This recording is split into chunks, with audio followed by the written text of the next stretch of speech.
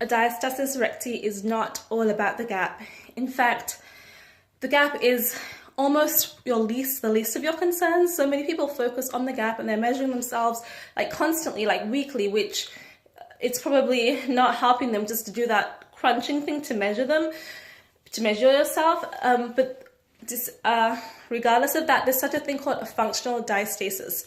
And a functional diastasis is where there is a gap, but you'd be able to regenerate the tension and strength, tensile strength of the connective tissue.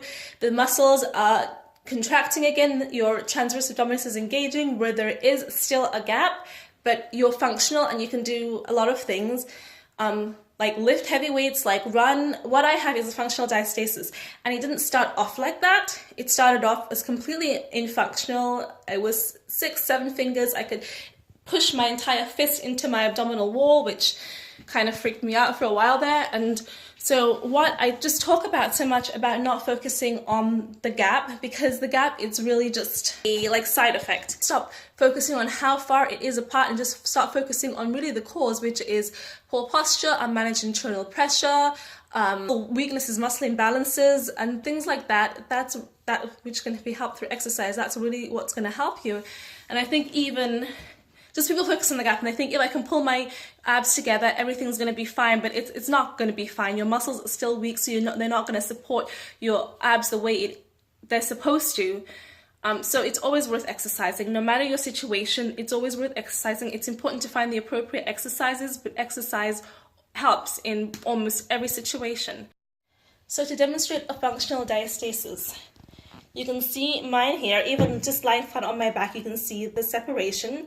I have my abdominal wall here, I have my abdominal wall here, I have a hernia here, a hole in the abdominal wall, I have the linea alba, it just runs up. If I bring my body up, the way people do the test, you can see my abs here. So obviously it's almost 3 fingers as it closes in, almost 4 fingers if I'm lying flat. So I mean, that's the real deal there. There's a gap. Turn to the side, you'll see. And even in the plank position, if I just relax my body entirely, if I don't plank properly, because this is not a plank, you don't relax, you can see, I don't know if you can see, yeah, really my loose skin there, the pulling down. But then what I can do, because my diastasis is functional, I can generate enough tension, even with the separation, even with the hernia, to engage my transverse abdominis. So I can plank from an incorrect relaxed plank to a correct plank, pull that belly button in and up on the exhale, generate the tension, and breathe and hold that in the entire plank. So I'm able to generate tension there. And you can see even with my hernia, which protrudes more or less dependent on when my last meal was, how bloated I am, etc., etc.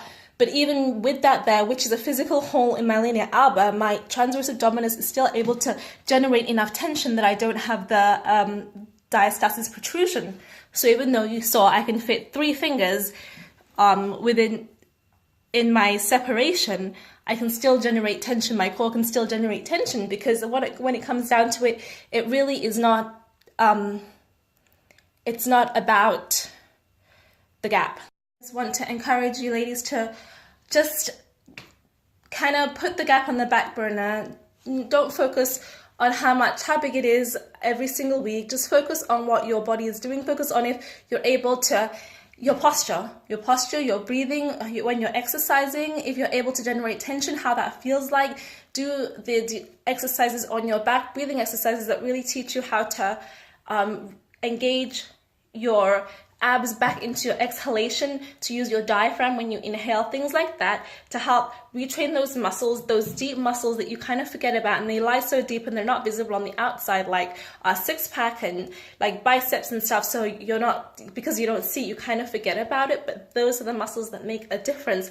And that muscle, which it ultimately will reduce the size of your the gap as it gets stronger and it starts contracting and it starts doing what it does, and the side effects will go away once you address the real issue. But if you focus on the side effects the whole time, you're just kind of finding temporary solutions, like trying to dummy it, and it never fixes it. It's like taking paracetamol for a broken leg. Like, you can keep trying to hide the symptoms, but you're gonna, until you address that broken leg, it needs to be put in a cast, you need to see a doctor, you need to do things to heal a broken leg. Just taking a painkiller is not gonna fix anything. So yeah, it's not about the gap.